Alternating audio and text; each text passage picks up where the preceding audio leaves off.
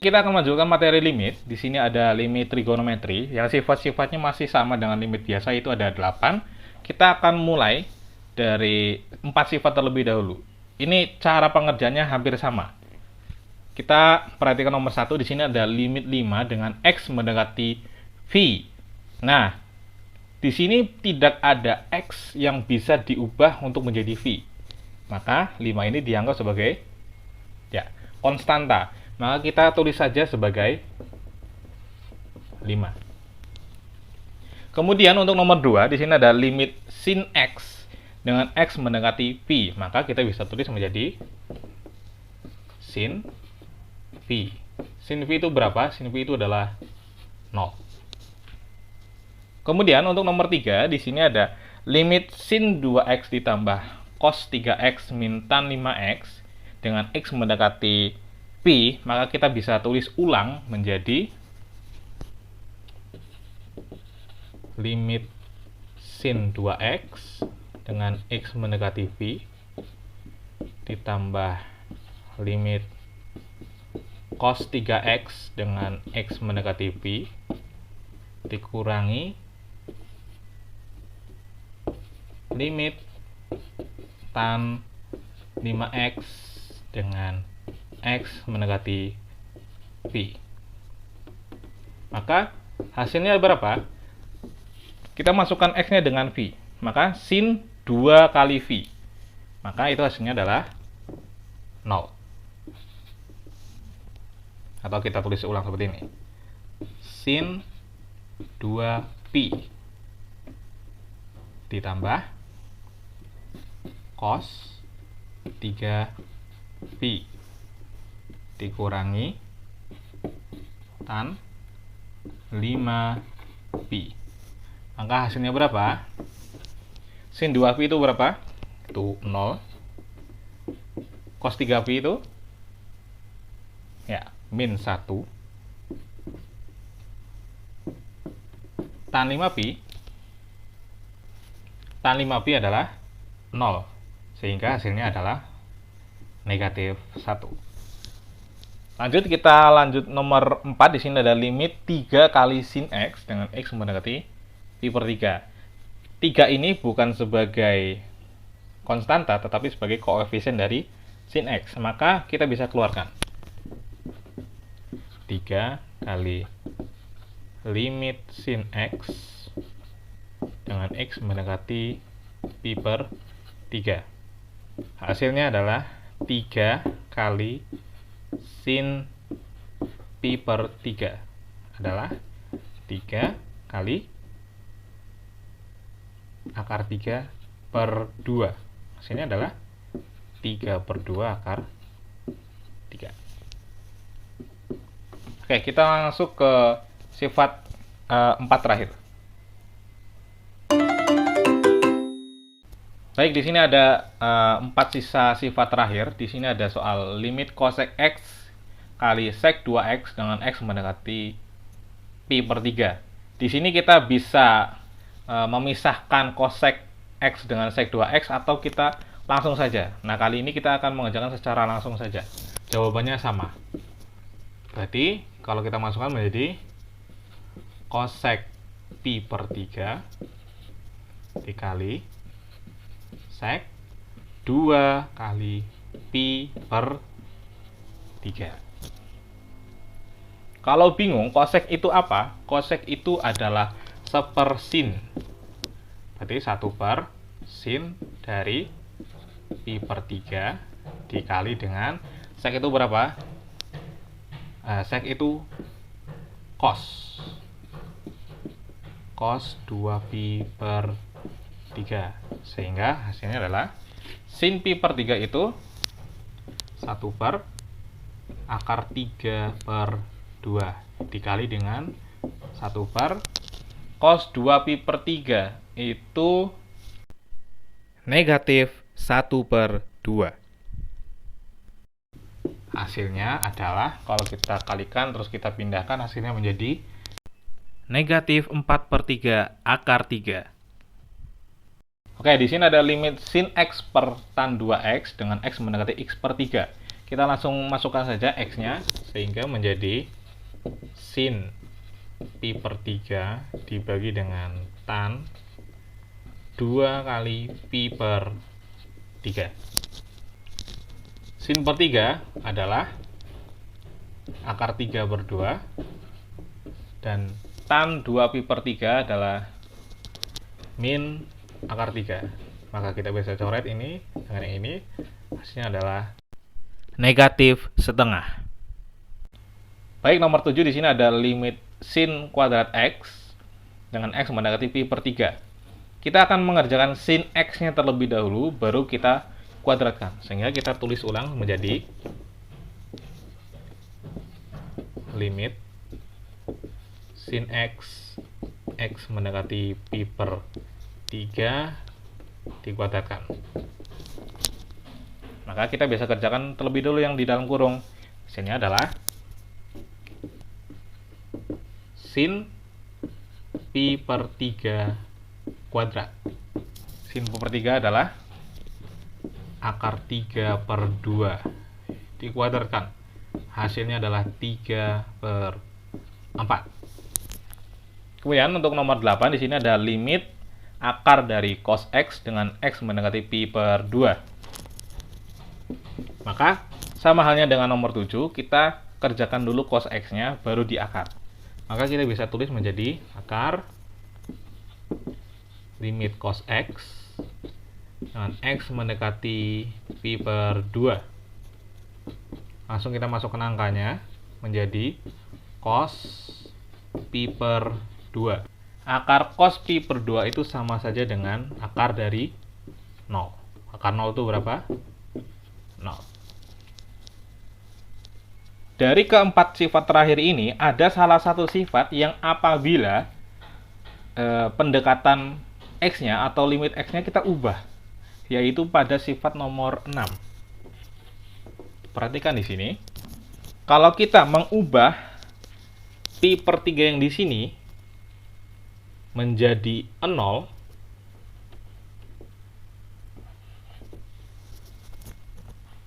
maka kita inputkan sinnya menjadi sin 0, tannya juga tan 0. Sin 0 berapa? Ya, 0. Tan itu 0. Sehingga bentuk 0 per 0 ini tidak boleh dalam limit. Sehingga kita harus menggunakan sifat-sifat lain untuk tidak terjadi 0 per 0. Atau tahingga per tahingga. Atau tahingga kurangi tahingga. Itu tidak boleh. Maka kita akan membahasnya berikut ini. Baik, di sini akan kita tulis ulang kembali soal yang tadi apabila X-nya mendekati 0. Nah, cara ini bisa diselesaikan dengan, saya akan memberikan dua cara. Yang pertama, kita turunkan sin X dan tan 2X. Kita baca yang ini dulu. Maka kita bisa tulis menjadi, untuk kalian tidak bingung, turunan dari sin X per dx, gini ya, bukan per dx, d tan 2x dx dengan x mendekati 0. Nah, kalau kita ingat-ingat, sin X itu turunannya apa? Turunannya adalah cos. Sehingga kita bisa tulis ulang menjadi limit cos X per. Nah, tan 2X itu turunannya adalah 2 sek kuadrat 2X. Dengan X mendekati 0. Nah, setelah seperti ini, baru kita bisa inputkan nilai 0 terhadap X yang ada di situ. Hasilnya adalah cos 0 dibagi dengan 2. Ya, di sini posisinya adalah bentuk pengkuadratan, maka kita kuadratnya nanti saja. Sek 2 kali 0 ya 0. Baru dikuadratkan. Cos 0 itu berapa? 1. 2. Sek 0 itu adalah 1 juga. Berarti 1 kuadrat adalah 1, hasilnya adalah 1/2. Nah, untuk cara yang kedua ini saya akan menggunakan sifat trigonometri. Sifat limit trigonometri lebih tepatnya. Yaitu apabila ditemui sin X per tan 2X, maka kita hanya memperhatikan nilai yang ada di sini.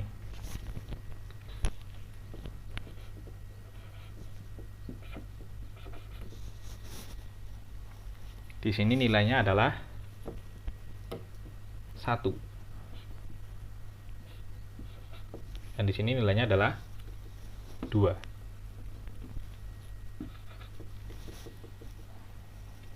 Dengan demikian, kita bisa tulis menjadi hasil dari limit sin X per tan 2X dengan X mendekati 0 adalah 1/2. Di sini saya memberikan bentuk umumnya. Di sini ada 8 jenis bentuk umum. Yang pertama ada limit sin AX per BX dengan X mendekati 0. Yang diperhatikan hanyalah A dan B-nya saja, atau nilai di sebelum X, baik yang di atas maupun yang di bawah. Hanya itu yang diperhatikan. Di sini ada A, di sini ada B, sehingga hasilnya A per B.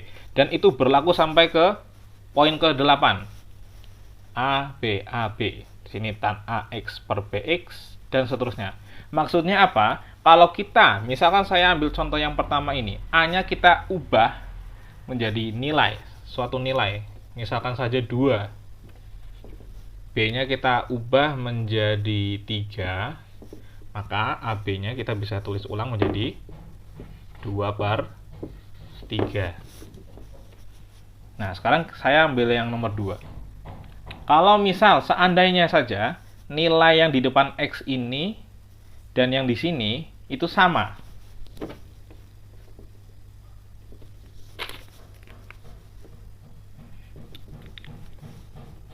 Anggap saja di sini 3, di sini pun 3. Maka hasilnya tentulah 3/3 atau hasilnya sama dengan 1. Dan itu berlaku sampai ke poin 8. Oke, di sini saya memiliki 3 buah contoh soal yang kita sudah bahas pembahasannya tadi, perihal limit trigonometri yang X-nya mendekati tidak 0, yang kemudian kedua ini yang mendekati 0, yang ketiga ini adalah materi awal tadi tentang teorema Pythagoras. Tetapi kita tidak menggunakan Pythagoras untuk menghitung, tapi kita menggunakan trigonometri. Nah, sekarang nomor 1 di sini ada limit sec X per cot X dengan X mendekati pi per 4. Bagaimana cara menghitungnya? Langsung saja kita masukkan saja. Sec pi per 4 per cot pi per 4. Hasilnya berapa? Sec pi per 4. Sec pi per 4 itu hasilnya adalah 1/4 cos pi per 4. Yang cot juga 1/4 tan pi per 4. Maka itu kita bisa tulis menjadi akar 2/2 dibagi dengan 1/1. Maka itu hasilnya adalah akar 2. Oke, lanjut kita nomor 2. Limit tan 5x per sin 7x dengan x mendekati 0. Maka yang kita perhatikan hanya 5 dan 7. Ya sudah. Jadi jawabannya adalah 5/7. Tidak perlu repot-repot. Kemudian yang nomor 3 ini cut. Langsung ikut menggulatin gue. Mulai. Nomor 3, di sini saya memiliki sebuah segitiga siku-siku dengan sudut elevasinya adalah 30 derajat. Sisi tegaknya di sini 3. Kemudian yang ditanya adalah X dan Y. Kalau kita ingin mencari X, ini adalah mi atau ring. Miring. Miring. Depan. Samping. Ini pada saat point of view-nya ada di sini ya. Kalau point of view-nya di sini, maka depannya adalah ini, sampingnya adalah ini. Begitu. Maka untuk mencari X terlebih dahulu, yang diketahui elevasi, depan, kemudian miring. Sin, cos, atau tan yang memiliki depan dan miring, yaitu adalah sin. Betul. Sehingga sin alfa sama dengan D per ring. Alfanya berapa? Alfanya 30, berarti sin 30 sama depannya adalah 3, miringnya adalah X. Sin 30 itu adalah setengah 3 per X, maka X-nya adalah 6. Kemudian untuk mencari Y-nya, kita bisa saja menggunakan triple Pythagoras. Tetapi kita sedang membahas trigonometri, maka kita harus menyelesaikan secara trigonometri. Caranya hampir sama. Apa yang memiliki komponen samping? Itu ada 2. Bisa menggunakan cos, bisa menggunakan tan. Cos itu adalah saring atau samping miring. Tan itu adalah desa, depan, samping. Kita menggunakan tan saja. Tan alfa sama dengan D per sa. Depan samping. Alfanya berapa? Sudut elevasinya adalah tan 30. Sama dengan 3 per Y. Tan 30 itu berapa? Ya. Akar 3, maaf kurang ke bawah. Akar 3 per 3 sama dengan 3 per Y. Maka dengan perhitungan Y adalah 9 per akar 3, atau kita bisa tulis ulang menjadi 3 akar 3. Demikian penjelasan.